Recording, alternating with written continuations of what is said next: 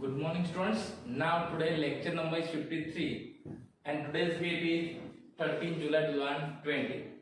Now in last lecture we have completed our chapter number 2. Now from today we start chapter number 3 and that is Introduction to Goods and Service Tax. Introduction to Goods and Service Tax जिसको हम short में क्या बोलते हैं GST. Clear? Now before knowing about GST we must know about our taxes कि हमारे India में कौन कौन से टैक्सेस लिए जाते थे किससे पहले GST से पहले before introduction of goods and service tax. So to meet economic needs of the country taxes are collected by the government. Now why taxes are collected? The first question is there, why taxes are collected by the government? So what is the reason behind this? To meet economic needs of the country. है ना, हमारे देश में जो हमारी economic है ना, उसको चलाने के लिए जो पैसे चाहिए वो पैसे सरकार को कहां से मिलते हैं? Through taxes. That's why government collect taxes, है ना, from their individuals. Now, these taxes are categorized into two. Now, these taxes are categorized into two categories. यानी ये जो taxes government हमसे लेती थी पहले, उसको हमने दो कैटेगरी में डिवाइड किया है. तो कौन कौन से? पहले हम वो देखते हैं. First, that is direct taxes. And second this is indirect taxes. यानी आपको ये याद रखना है ना, कि taxes are categorized in two categories. Now which are they? Direct taxes and indirect taxes. Now what is meaning of direct taxes and what is the meaning of indirect taxes? That we see later on. वो हम बाद में देखते हैं. Clear? उसके पहले indirect taxes are collected by, यानी जो इनडायरेक्ट टैक्सेस है वो कौन कलेक्ट करता है? So it is collected by central government, state government and union territories. यानी हमारे देश में जो इनडायरेक्ट टैक्सेस है वो पहले कौन कलेक्ट करते थे? Central government, state government and union territories. तो इस तरह से हम अलग अलग टैक्सेस अलग अलग जगह पे पे करते थे. बराबर? तो हमको पहले ये पता होना चाहिए कि व्हाट इज टैक्स, है ना, what is direct tax, what is indirect tax, who collect this taxes and why. बराबर? तो हम जीएसटी पढ़ने से पहले, है ना, गुड्स एंड सर्विस टैक्स पढ़ने से पहले हमारे पास ये नॉलेज होना जरूरी है. तो हम पहले देखेंगे meaning of direct tax and meaning of indirect tax. This is not given in your text book. ये आपकी टेक्स्ट बुक में है नहीं. आपकी टेक्स्ट बुक डायरेक्ट कहां से चालू किया है? Goods and service tax. लेकिन मैं चाहता हूं कि आपको उससे पहले पता होना चाहिए कि before GST how taxes are collected by the government and how many types of taxes are there. तो आपको आइडिया है. Okay. Now, meaning of direct tax. So, what is direct tax? So, direct tax are those taxes that are levied on the income of individuals or organization. Direct taxes कैसे taxes हैं? जो किसके ऊपर levy होते हैं, यानी किससे लेते हैं? So, on the income of individuals or organization. Now, individual is what? So, one person, है ना? Like income tax on my income. That is what? Direct tax. Or organization means what? Company, firm, institute. These are what? Organization. है ना? यानी किसी company की income के ऊपर tax, किसी फर्म की इनकम के ऊपर टैक्स, किसी यूनिट के इनकम के ऊपर टैक्स. तो उसको क्या बोलते हैं? ऑर्गेनाइजेशन. और जब किसी इंडिविजुअल यानी किसी एक पर्सन की इनकम के ऊपर टैक्स होता है तो उसको क्या बोलते हैं? On the income of individual. Direct taxes कैसे हैं? जो डायरेक्टली इंडिविजुअल से और ऑर्गेनाइजेशन से कलेक्ट किए जाते हैं, है ना. और direct taxes are those taxes which can not be transfer from one person to another. Direct taxes अगर आपको देने हैं यानी मेरी इनकम है वो टैक्सेस मुझे देने हैं वो टैक्सेस में किसी और के ऊपर ट्रांसफर कर सकता नहीं हूं, उसको क्या बोलते हैं हम, डायरेक्ट टैक्सेस। फॉर एग्जांपल यहाँ पे कुछ एग्जांपल आपको दिए, इट इंक्लूड इनकम टैक्स, जैसे मैंने आपको बोला है ना, इनकम टैक्स यानी जो इनकम के ऊपर टैक्स लिया जाता है वो हम ट्रांसफर किसी और पे कर सकते नहीं है। देन कॉर्पोरेट टैक्स यानी कंपनीज है ना, जो कॉर्पोरेट्स होते हैं, जो कंपनीज होती है वो टैक्स पे करते, उसका बोलते हैं corporate tax. Then wealth tax, gift tax etcetera. तो these are what, these are the example of direct taxes. तो आपको याद रखना है what is direct taxes. The direct taxes are the taxes that are levied on the income of individuals or organization।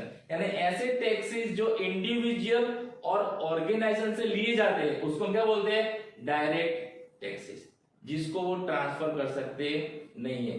Transfer यानी किसी और को बोल नहीं सकते हैं, है ना। जैसे मेरी इनकम है तो मेरी इनकम के मुझे ही टैक्स देना है, वो मेरी इनकम से ही कट होगा, मैं किसी और को ऐसा नहीं बोल सकता हूँ मेरा टैक्स तू पे कर दे।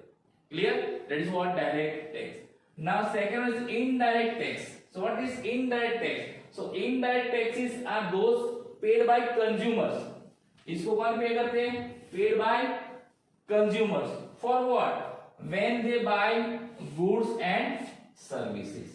यानी indirect tax क्या है, तो वो कौन पे करता है, कंज्यूमर्स, यानी जो गुड्स को कंज्यूम करता है, जो गुड्स को बाय करता है, वो लोग जो टैक्स पे करते हैं उसको क्या बोलते हैं, इनडायरेक्ट टैक्स। सो हम जब बाजार से कोई चीज परचेस करते हैं तो इसकी जो परचेस प्राइस होती है ना उसके अंदर सारे टैक्सेस इंक्लूडेड होते हैं, और वो पे कौन करता है, अल्टीमेटली कंज्यूमर पे करता है, प्रोड्यूसर भी पे नहीं करता है ना, सप्लायर भी पे नहीं करता है, कौन पे करता है, कंज्यूमर, यानी उसको जो फाइनली यूज करता है वो person. Clear?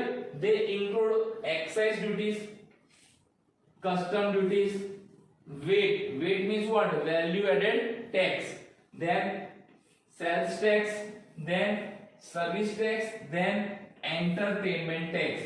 So these are the example of indirect taxes। यानी entertainment tax देते कौन है, थिएटर्स के मालिक है ना, लेकिन वो लेते किससे, वो लोग हमसे लेते हैं। अब जब नेक्स्ट टाइम आप मूवी देखने जाओ ना तो जो मूवी की टिकट की प्राइस होती है ना उसमें देखना, उसमें एंटरटेनमेंट टैक्स लिखा होता है, वो कलेक्ट कस्टमर से करते हैं, यानी हमसे करते हैं, और पे किसको करते हैं, फिर गवर्नमेंट को करते हैं, यानी वो कलेक्ट करते हैं और बाद में गवर्नमेंट को पे करते हैं।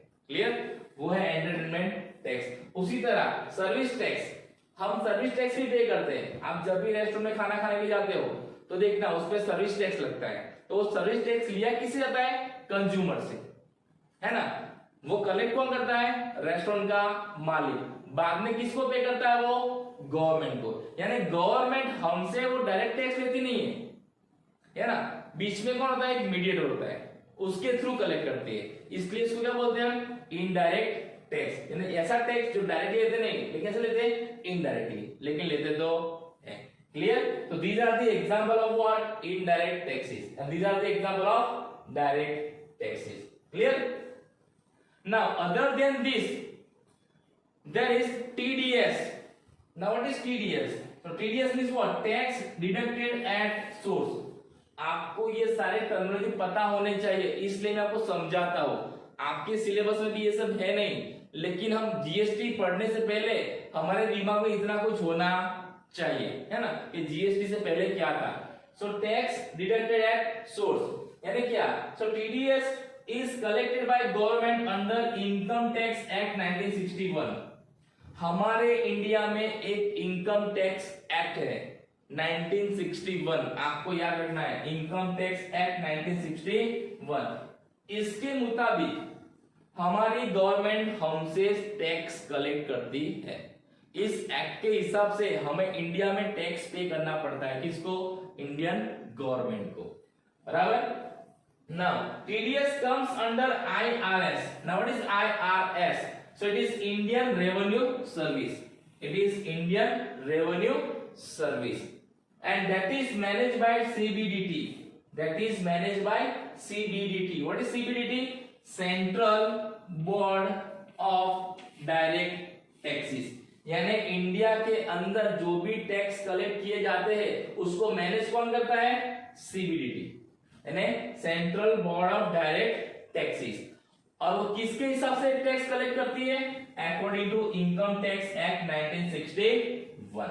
यानी हमें इंडिया के अंदर अगर हम कुछ इनकम करते हैं, है ना, या हम कुछ कंज्यूम करते हैं तो हमें टैक्स देना पड़ता है। हमारी इनकम पे जो टैक्स लगता है वो होता है डायरेक्ट टैक्स। लेकिन हम जब कोई गुड्स एंड सर्विस कंज्यूम करते हैं और उसके ऊपर टैक्स देते हैं सरकार को, उसको क्या बोलते हैं हम? Indirect tax. Clear? So in this way government collect, है ना, government collect taxes from the public in two ways, direct tax and indirect tax. तो ये हो गया meaning direct tax and indirect tax, and some knowledge about TDS, IRS and CBDT। आपको इतना पता होना चाहिए कि CBDT का फुल फॉर्म क्या है, IRS का फुल फॉर्म क्या है, इंडिया में कौन सा इनकम टैक्स है ना, डायरेक्ट टैक्स क्या है, उसमें कौन कौन से टैक्सेस आते हैं, इनडायरेक्ट टैक्स यानी क्या, उसमें कौन कौन से टैक्सेस आते हैं, वो सबको पता होना चाहिए। ये आपको पता क्यों होना चाहिए पता है? क्योंकि अभी इस सारे टैक्स की जगह सिर्फ एक ही टैक्स आ गया है। कौन सा? Goods and service tax. वो कैसे आया, बराबर? और उससे पहले कौन कौन से टैक्स थे वो आपको पता होना चाहिए, इसलिए मैंने आपको ये सब एक्सप्लेन किया है। और आपको ये सब अपनी नोटबुक में लिखना है, आपको भी अपनी नोटबुक में ये सब इंट्रोडक्शन के अंदर लिखना है। Okay,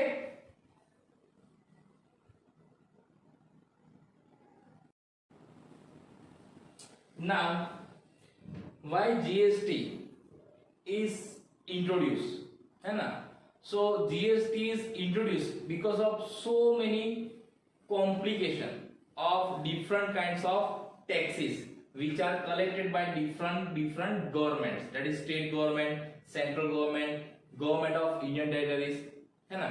So here because of variety of indirect taxes and compliance of their separate legal provisions, from the viewpoint of its management, it was a very complex affair for governments, tax authorities and taxpayer।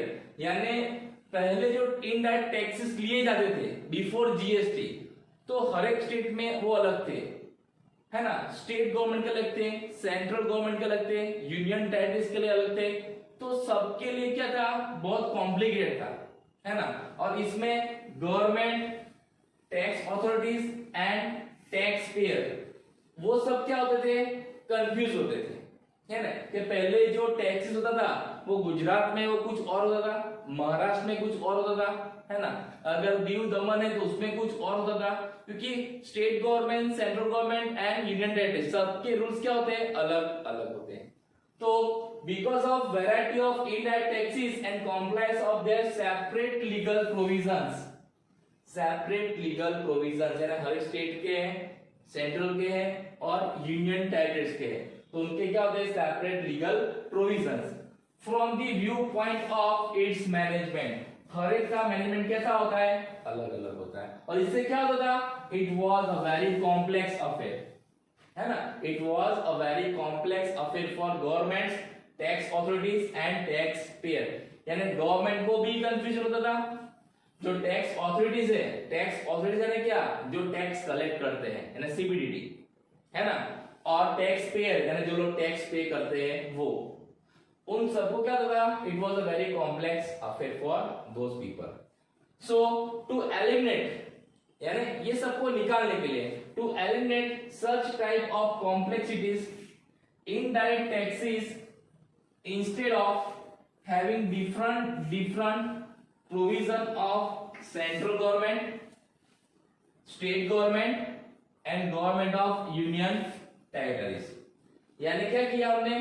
To eliminate such type of complexities, indirect taxes, यानी जो indirect taxes government collect करती थी उसमें बहुत सारी complexity थी, तो इन सबको निकालने के लिए, इन सबको रिमूव करने के लिए, instead of having different provision of central government, state government and government of union territories, new tax act is introduced with the slogan of one nation one tax। यानी ये सब निकालने के लिए क्या किया?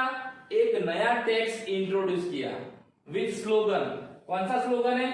वन नेशन वन टैक्स, यानी एक देश और एक ही टैक्स। यानी इंडिया में कहीं भी जाओ उस पे सेम तरह का टैक्स लिया जाएगा, फिर वो गुजरात हो, महाराष्ट्र या पंजाब हो। लेकिन इससे पहले क्या होता, हर एक स्टेट में अलग अलग प्रोविजन थी और उस प्रोविजन के हिसाब से हर एक स्टेट अपना टैक्स कलेक्ट करता था। इससे कंफ्यूजन होता था। मान लो हम बिजनेसमैन हैं, हमारा बिजनेस पूरे इंडिया में है, तो हम गुजरात में बिजनेस करते हैं, पंजाब में भी करते हैं, महाराष्ट्र में भी करते हैं, दिल्ली में भी करते हैं, तो हर एक स्टेट की अपने हिसाब से टैक्स की पॉलिसी रहती थी। तो एज अ बिजनेसमैन हमें सब कुछ याद रखना पड़ता था कि कौन से स्टेट में कौन सा टैक्स चल रहा है ना, कितना पे करना है। क्लियर? तो ये सब क्या था, कॉम्प्लिकेटेड था, है ना। किसके लिए? टैक्स पेयर के लिए था, टैक्स अथॉरिटी के लिए था, क्योंकि ये जो टैक्सेस है वो कौन कौन कलेक्ट करता है, तो स्टेट गवर्नमेंट करती है, सेंट्रल गवर्नमेंट करती है और यूनियन टेरिटरी भी करती है ना। तो उनको भी कंफ्यूजन था और गवर्नमेंट को भी था। क्लियर? तो ये सब निकालने के लिए क्या किया उन्होंने, they introduce new tax act. Government ने क्या किया, एक नया टैक्स का एक्ट इंट्रोड्यूस किया with slogan one nation one tax. यानी इंडिया में आप कहीं भी बिजनेस करो, अगर आप इसका बिजनेस करते हो तो उसका टैक्स यही रहेगा, फिर वो गुजरात हो, महाराष्ट्र हो या पंजाब हो। Clear? And that is what goods and service tax act, और उसका नाम क्या है, goods and service tax act, और उसको हम शॉर्ट में क्या बोलते हैं, GST act. GST act. Now this act was passed by parliament on 29th March 2017। ये एक्ट पार्लियामेंट में मार्च महीने में पास हुआ था, इन द ईयर ऑफ 2017। ने मार्च 2017 में ये पार्लियामेंट में एक्ट पास हुआ था, but it become effective from 1 जुलाई 2017 इन दी कंट्री। लेकिन ये इफेक्ट कब से हुआ था, सो 1 जुलाई 2017। आपको ये डेट याद रखनी है कि from which date GST act was implemented in India, so 1 जुलाई 2017। और ये पास कब हुआ था पार्लियामेंट में, मार्च 2017। Okay, so within 3 months, within 3 or 4 months it was implemented throughout the country. यानी अभी इंडिया के अंदर पूरी कंट्री में कौन सा एक्ट चलता है, goods and service tax act. Clear? और इसके हिसाब से इंडिया के अंदर जितने भी गुड्स एंड सर्विसेज सप्लाई होते हैं उस पे इसके हिसाब से टैक्स लिया जाता है। The tax implemented on goods and services on the base of GST act.